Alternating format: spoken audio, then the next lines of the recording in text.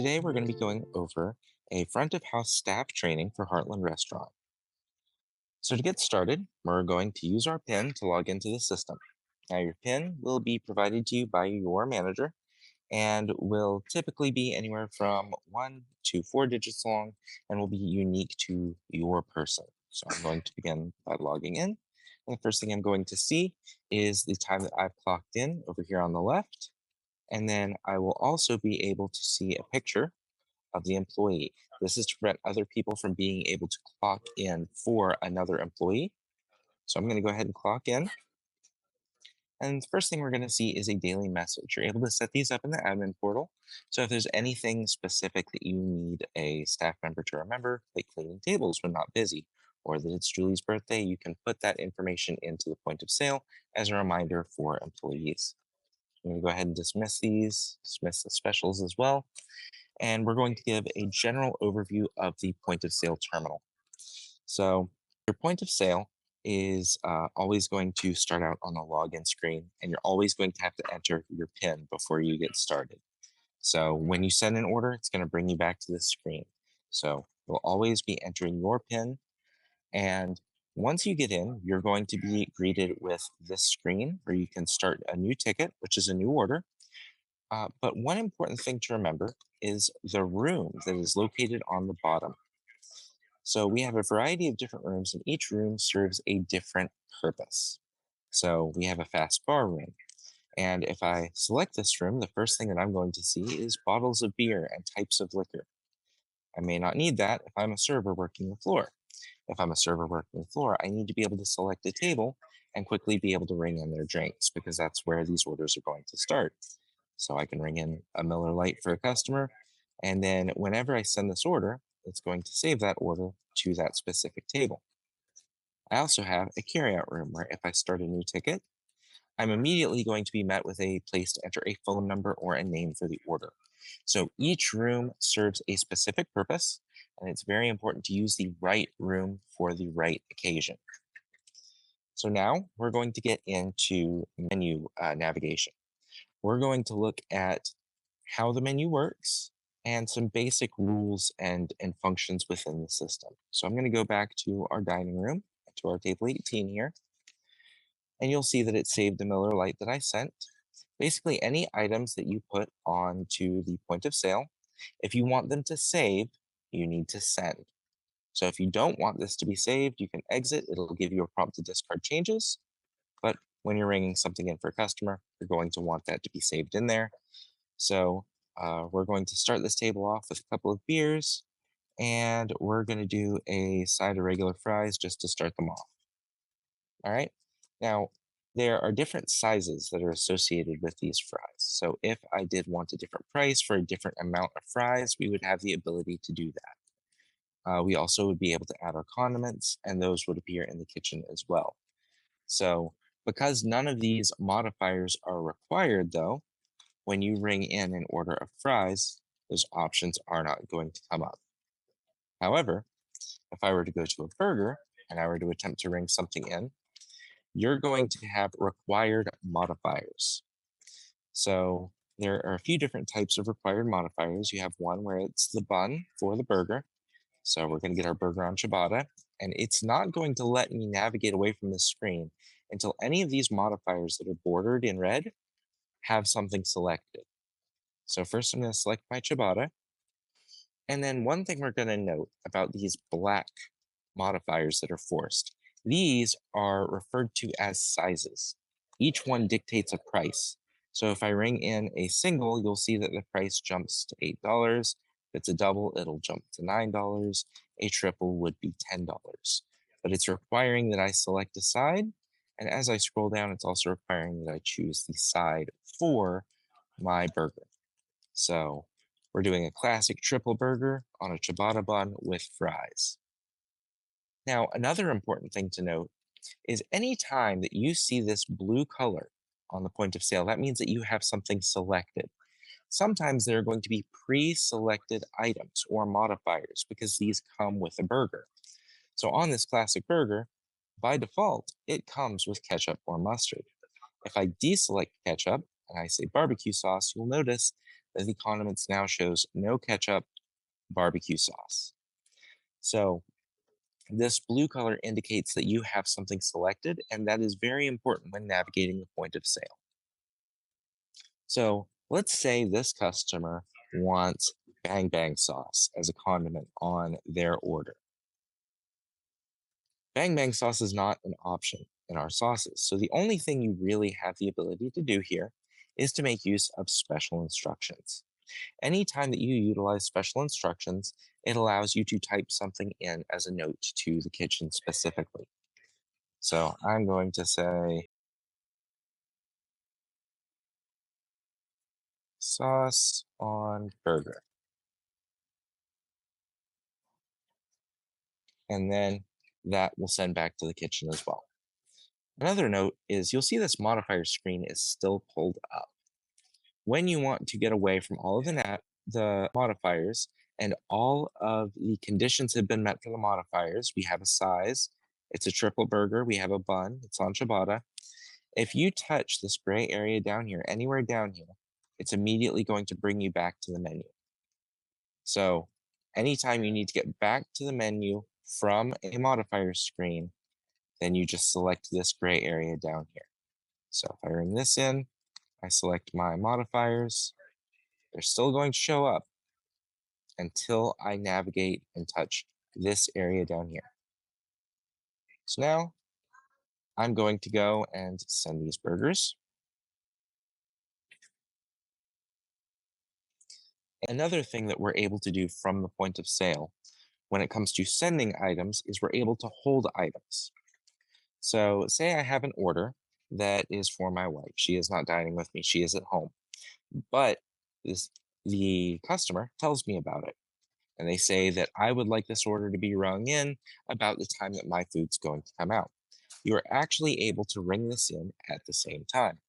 So if I were to ring in a classic burger, it's going to warn me about the sesame seed bun being out of stock. I'm going to ring this in. And then I'm able to go to the course option. And the course option will give me the ability to hold this ticket. So if I hit hold, then it's going to hold this order until I'm ready to select it. But if I press and hold this, it's going to give me a variety of options for how long I want to hold this burger for. So I can say I would like this to be held for 15 minutes and save this. And now this burger is going to get sent in 15 minutes. So I'm going to go ahead and navigate away from this now. And you'll see there's always going to be an orange indicator on items that are held. And when I send this, you'll notice my table becomes orange. This is always to indicate that there is a held item on this order. So next, we're going to get into more details about entering the order. When it comes to entering the order, you have a lot of functions that we've already covered, special instructions, modifiers. But when you enter the order, it's also important to note everything is built in a certain way with Heartland Restaurant.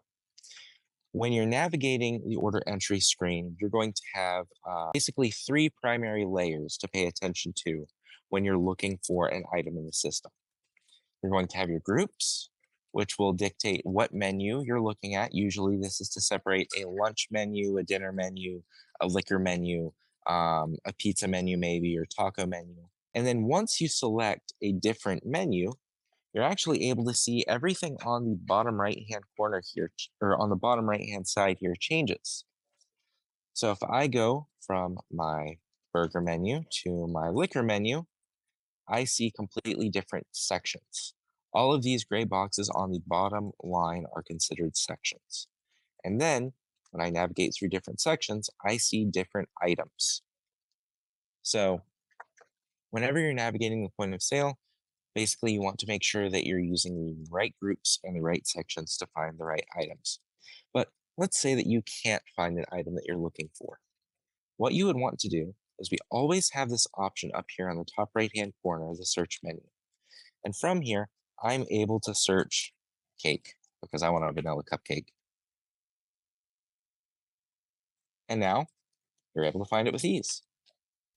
So that function is always there if you're having an issue finding something. It's super useful for servers who may not be familiar with a lot of types of liquor. They can go and they can type in absolute and they will be able to find it with ease. Other things that people often have trouble navigating on the when submitting orders is splitting checks as well. So Heartland Restaurant has a number of different ways to handle splitting checks. And one that you'll notice is we have our split key over here on the left side of the screen. And when I hit the split key, it gives me a few different options. So if I hit new, it's immediately going to give me a check one and a check two. Check two will always be blank. Check one will be everything that I've entered on this order prior. So now all I have to do is select the items on check one, and then I'll highlight split here, and I'm able to move this to check two. Now, let's say that I split the bistro burger. Or when I'm under this and I go to split, I'm able to split this evenly as well. And I'm able to select check one and check two to make it an even 50-50 split if I was to be splitting a burger with someone.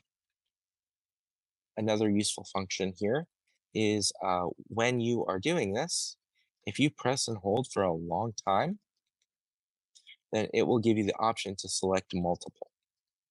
So if you press and hold on any given point on the check, you're able to select multiple items.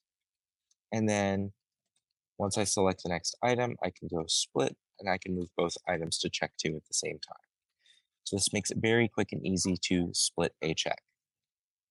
Now, I need to clear these splits because I messed something up and I'm not sure where I messed up. I need to go revisit the table. I just need everything back under one check. You can go to the split and you can remove all at the bottom, and that will bring everything back under one check. So now I'm going to show another trick that is very helpful for being able to split checks quickly. It involves the use of the seat button. So I'm going to send this because we will probably come back to this table at some point to close out and go over checkouts. But if I go into this table here, I have this handy seat button. And so if I go and I say seat one is getting a Bud Light and a classic burger with a single burger, ciabatta bread, fries, and then I hit seat two, I go back to my drinks, I ring in a Coors Light, and then honestly, they just want a side of onion rings. Now, when I go to split this order, I have the function to split by seat. It's no longer grayed out. When I select this, it's automatically going to create two checks, one with the Bud Light and the classic burger, and one with the onion rings and the Coors Light. So if you're managing bigger parties, this is a lifesaver. So next, we're going to get into the payment processing side of things. I'm going to discard these changes and we're going to go back to our order over here. So when you are processing payments on the point of sale, you may need to apply a discount or something along those lines to the order. An important designation to remember on the point of sale is a discount is always going to be associated with an item, whereas an adjustment is known as a ticket level discount. That's going to be located somewhere different. So if I need to apply a discount to this bistro burger, I click the bistro burger here, and then I go down here and I select my discount. And I'm able to say that this gets the friends and family discount, but I don't have those permissions. I'm a server. So what we would do is we would have a manager enter their code. And once the manager enters their code, it would apply that discount for you. Now, you always have the ability to remove the discount. And let's say I did need to apply a 10% discount to the entire check. In this instance, like I mentioned earlier, we would not want to use the discount button. This is associated with a specific item, not the entire check. If I go to checkout, I have a function down here called adjust. And when I select this, it allows me to go in and apply a variety of different discounts that are pre-programmed into the system. So if I go here and I say that this is a firefighter's discount, um, actually it looks like this one was programmed for the full amount. So I'll go back to adjust, we'll say local business. Oh, there we go. It is applying. It's down here. The local business is taking off 209. Let me remove the firefighter's discount. It's still here. So the local business discount is removing 10% off the check, whereas the firefighter's discount is removing 50%. Now, you have the ability to make adjustments that apply to the entire ticket. You have the ability to make it so that these are not able to work together. So that is something that you would set up in the admin portal. But in this instance, we do have it available where you can use multiple discounts because you may want to give 10% off of a specific item, and you may want to give 10% off of a check for a customer who is like a veteran or who gets like a military discount. Next, we are also going to cover happy hour pricing. So if a happy hour were to be available on any of these bottled beers here from 2 o'clock to 4 o'clock on Thursday, which is what today is, then you would have an indicator that would appear next to the item. In parentheses, it would say HH for happy hour or whatever short name it's given. And when you select this item, it will show up as the original item as Miller Lite, but it will come up as the discounted rate. So whenever you're dealing with any automatic pricing in the point of sale, it is very easy to deal with because the system already knows what times and what days these discounts should be available on the products for. So it makes it a breeze to be able to make use of a happy hour or an equivalent pricing discount. So once we've applied our discounts and we're ready to check out, we go over here to the checkout tab and we are greeted with this keypad. Now, if we ever need to enter a partial payment amount for any reason, we're going to make use of this keypad. So if this bill were to be paid in $20 in cash, I could select $20 and hit cash, and it's going to apply that $20 payment to the check. And then if we want a receipt for that, we have the ability to print it or email it from this point. So if one person was paying cash and the other person was picking up the rest of the bill, this is where something like that would come in if the person who paid their part of the bill wanted a copy of the receipt. So next, we go back to checkout, and we also see a few different options. We have the option for different tenders and an option for cards. So cards would be what you would select if you wanted to accept payment on your credit card reader. And then in this instance, it would do one of two things.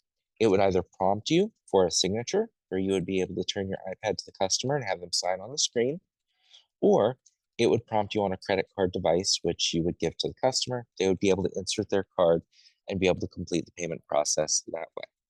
So that is how you would complete that payment. And then custom tenders are for a specific type of payment.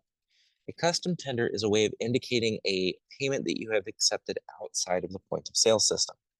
So if someone were to give you a check, that customer would be giving you money that you don't actually have yet because you haven't cashed the check. The money hasn't gone into your bank account yet. So in that instance, we would use a custom tender. The rest of this ticket, we're going to use a check to pay for the rest. Now, on this account, you'll notice that we do have it set up for the customer to be prompted with the tip amount. That is something that you can enable, or it is something that you can have printed off on the receipt, and then the customer can decide at their leisure, and they will have tip recommendations on this. So in this instance, we would add the tip by simply selecting the amount, selecting the custom amount, and we would go from there. So I'll say 20% tip. Then you also give the customer the option when you're using the signature function to give feedback, put your email in for an emailed receipt, and sign for your payment. So we can go ahead and check that. And now I've completed payment on this check. So next we are going to move on to daily operations within the point of sale.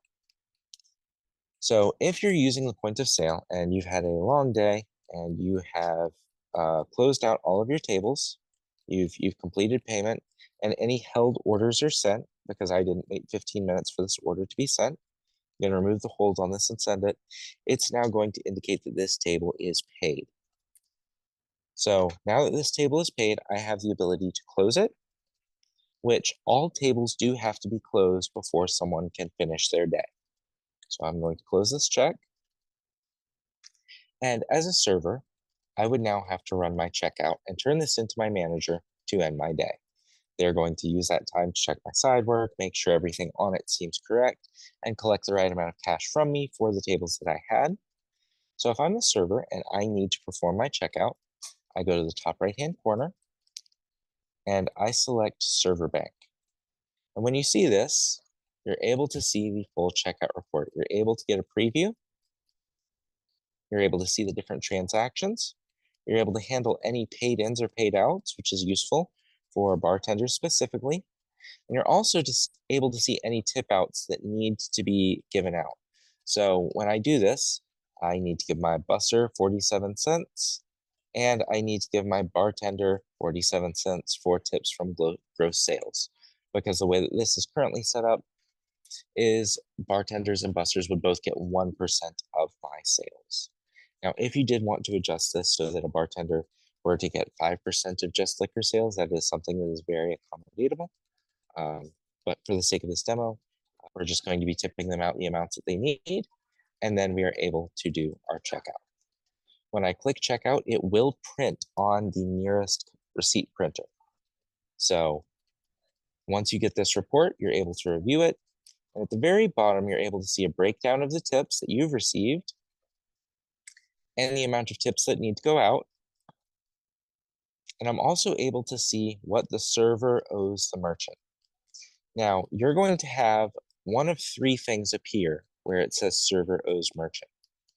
If the server owes the business money because they collected cash, then that is what will show. It will show server owes merchant and the amount of cash that needs to be collected in this instance. Now, if the server collected more in credit card tips than they did in cash, it would say merchant owes server. And in this instance, the amount listed would be negative. So that would be indicating that the merchant owes the server that amount of money for them to be balanced. And then in other instances, if they owe nothing, it would say server is balanced. So once the checkout is run and that has been completed, they would be able to print their receipt, which I'm not able to do as I don't have a printer handy. And then they would be able to turn in that checkout report. Now, if I needed to see my hours in the point of sale system, whenever you go to clock in or clock out, all of your shifts are visible on the point of sale. So you're able to see what your past shifts have been. And so as you go through this, you're even able to scroll up and down and see the details of any of those past shifts. Now, in my case, because I'm clocked in as a server, it will not let me clock out until I declare my tips. An important thing to remember is in most instances, when you're declaring tips, you are declaring what tips you made in cash. Tips that are done on credit cards are already reported. So I would just put in my cash tips that I received for the day. We'll just say it's $10 and we are done. Now that that's entered, you'll notice the option to clock out is available. So I'm going to clock out. It will take my picture to ensure that it is me. And now we have completed the clock out process. So next, we're going to go into basic troubleshooting on the point of sale system. So the first thing we want to bring to your attention are the icons located at the top of the screen. So these each have different meanings that are useful for troubleshooting, with exception to the last one. The first one says items waiting to be uploaded. And this means that if you see a number by this, that your internet connection has made it so that it is unable to send uploaded files to the admin portal on the internet. So if this ever has numbers beside it, please call us at 330-823-3111. Our support number is always listed at the bottom left-hand corner of the screen. So if you see a number by this, or if you see a number on your printer queue, I always advise that you call this number, as we're likely able to work out some issues you're having either with your internet connection or with your printers not always receiving jobs that are sent to it from the point of sale. Now, these other two icons at the top, we've covered the items waiting to be uploaded and the items in the print queue. We also have this icon, which looks like a box connected to other boxes. One of your iPads is always going to be designated as the socket server. And the socket server manages all communications, whether it is print jobs, credit card payments, anything along those lines. Your socket server is the one that's going to handle it. If it is in red, it means one of two things. Either you only have one iPad at your location, or that this iPad is unable to see the socket server. Now, if this iPad was the socket server, the top square would be blue and the bottom ones would be white. And if this iPad was connected to the socket server, the bottom three squares would be blue and the top square would be white. It will also give you these will also give you more details if you were to click on them. So it will tell you if there are any associated clients on it. And these other icons are useful as well. They will give you more details if you click on them. The other one that's important is this hand holding the credit card. Now, the first thing to note is if it says attached card reader not connected, that has nothing to do with your credit card reader if it is not plugged into the headphone jack on the iPad. The attached card reader only applies to the card reader attached in the headphone jack. The EMB terminal is what you want to look for when it comes to trying to troubleshoot something on the point of sale. If you're having a credit card issue and this indicator is red, it means that there is no credit card reader selected for this iPad. Again, if you experience any of these issues, do not hesitate to call our 24/7 support line at 330-823-3111, and I'm more than happy to get this taken care of for you. So, if your point of sale system was ever to be unresponsive for any reason, or if you were to have issues with the point of sale not taking a publish, um, or with the point of sale just generally having issues sending print jobs or credit card jobs correctly, the first troubleshooting step that we always recommend is restarting the Heartland Restaurant app. Now, on an iPad, restarting an app requires double tapping the home button on the iPad. That button is always going to be located on the center, on the face of the screen of the iPad, either on the right or the left side, depending on how your iPad is oriented. So in my case, it's over here on the right side, and you're not able to see this on screen, but there is a singular button on the face of my iPad, and if I were to double tap it, then what would happen is this screen would shrink like this, and I'd be able to see all of the apps that are currently open on my iPad. So what I'm going to do is I'm going to grab Heartland Restaurant and I'm going to slide up. When you slide up on that, now you have closed the app. So when I reopen it, it's going to go through its startup process again. It's similar to restarting a computer. It goes through the startup process, it makes sure that it's able to connect to the socket. It's going to make sure that it refreshes and takes the latest menu publish. So if you are ever missing items from your point of sale that you just added, it's very important to always check the menu time at the bottom right-hand corner of the screen. The menu time indicates the last time that the iPad received the latest copy of the menu from the admin portal.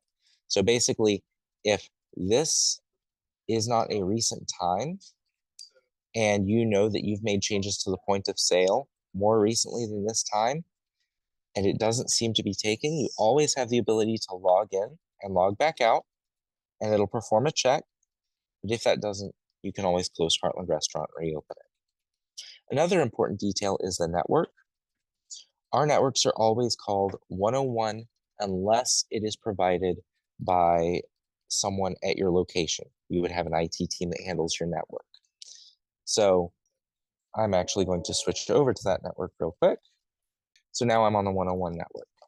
And while I'm on the 101 network, you're able to see that information on the bottom right-hand corner. This does not always update immediately, but if you ever see anything aside from the 101 network and you are having issues with items not being able to upload or connect to the socket server, again, call us.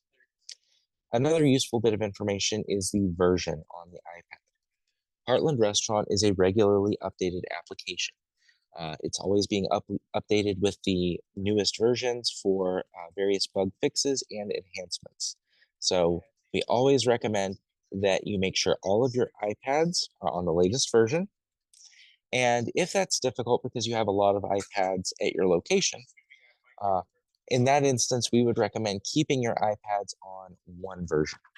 Because if you have three iPads at your location and one is on version 9.46 and the other is on version 9.45, then the version on 9.45 may not be able to communicate effectively with the one on 9.46 because it doesn't have a fix implemented that 9.46 does. So because they're not on the same version, they would not be able to communicate as well as they would need to. So we always recommend ensuring all of your iPads are on the latest version, or if you have lots of iPads, at least have them all on the same version. So next, we're going to go into handling common errors on the point of sale. So I'm going to say that I'm a server and I'm bringing in a Diet Coke and I'm bringing Budweiser and Coors Light. I send that and I realize, oh, I wasn't supposed to ring a Budweiser and a Coors Light. I was supposed to ring in a Miller Lite. So you go and you ring in your Miller Lite, you send that, and you go back to your table. You run to the bartender, obviously, and you tell them, hey, I do not need this Coors Light. And now we need to void the Coors Light off of the check. So what you would need to do is you would select the item. Actually, let me make sure I am under, yes, let me log back in as a server. So I'm bringing in my Miller Lite and my Budweiser. And so when I need this voided, I'm going to select the item and I'm going to choose to void the item. It's going to ask for a manager pin if you do not have these permissions. So we would type in the manager pin and it would void out this item, ensuring that the customer is not getting overcharged. It's also going to ask for a reason for the void. Any of these pre-selected void reasons are going to be logged on the point of sale. So there's no need to save slips for voids or discounts because it all is getting logged in the point of sale actively. So we can select server bartender error and we can void this check. And now the customer is getting charged the correct amount again. So let's say that you have rang in a check and you've got 6 beers on here. And now they have decided that they're going to move to the bar because a bunch of their friends just went to the bar and you need to move this table. You always have the ability to go into info and you can change the room or table. So I can go and I can say that this goes to the fast bar now. And now once it's assigned to the fast bar, when I send this, I won't be able to find this order under tables anymore. I'm able to see it under fast bar. Now, typically when you do this, you would also need to change the server associated with this order. So what you would do is you would go to the info tab again, and you would do basically the same thing. You would change, like you changed the room table. When you select a server, it's going to bring up a list of different servers who are clocked in. So I'm going to select my server. And now, when I send this, the server on the list has changed. So another thing that could potentially happen is in the same instance, someone comes in and you ring in your 6 beers, 7 beers, send that, and then they move to the bar. And the bartender's already re-rung what they had. They went to the bar, they said, hey, we moved. We had the drinks that are listed on the check, the 3 Budweisers, the 4 Coors Lights. So if they've already created another ticket for it, there's actually an easy way to handle this as well. You can go to the checkout screen and you can void the entire ticket at once. And again, you would just classify it as a server or a bartender error. And that's actually going to void the entire check. So it's not just voiding the item, it's voiding the entire check. If there's a payment applied to the check, you would need to void the payment before you voided the check. So we'll demonstrate that as well. So we ring in a drink, we check out, and we do our tender.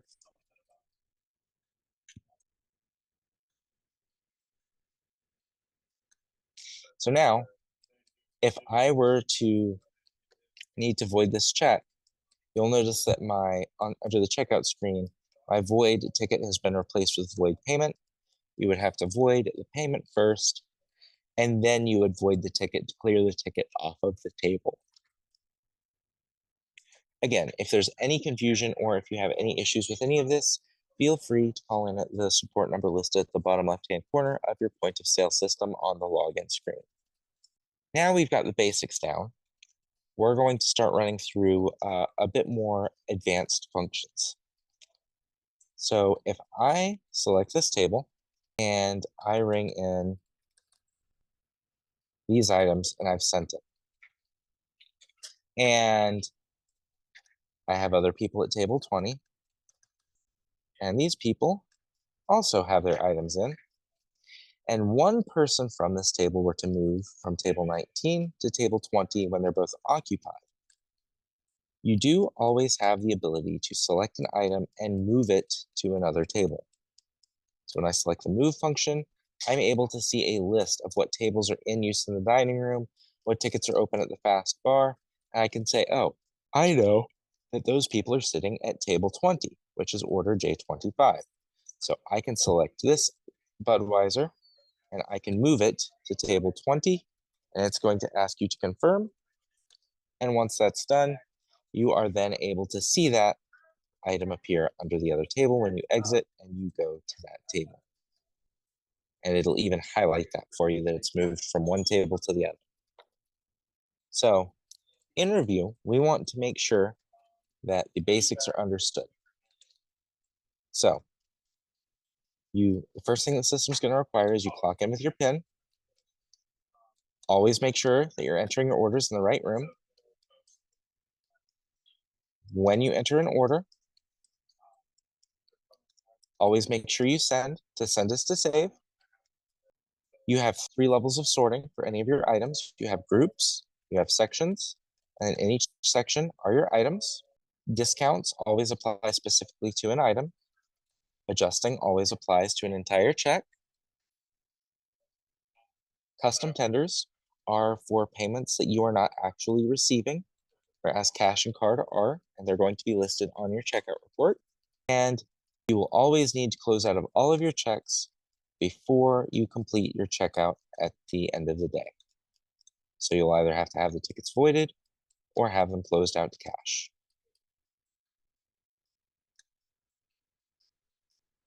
And that concludes our training. If you have any further questions, feel free to let us know, and we look forward to speaking with you more in the future. Thank you. Bye.